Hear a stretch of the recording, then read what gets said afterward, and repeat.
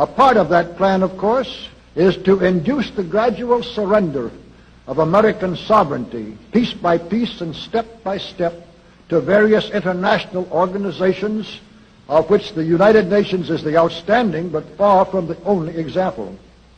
Now, here are the aims for the United States. 1. Greatly expanded government spending for every conceivable means of getting rid of ever larger sums of American money as wastefully as possible. 2. Higher and then much higher taxes. 3. An increasingly unbalanced budget despite the higher taxes. 4. Wild inflation of our currency. 5.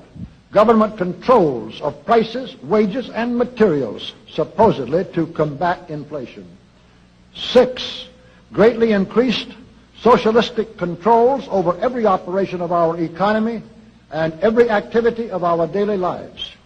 This is to be accompanied, naturally and automatically, by a correspondingly huge increase in the size of our bureaucracy and in both the cost and reach of our domestic government. 7. Far more centralization of power in Washington and the practical elimination of our state lines. There is a many-faceted drive at work to have our state lines eventually mean no more within the nation than our county lines do now within the states. 8.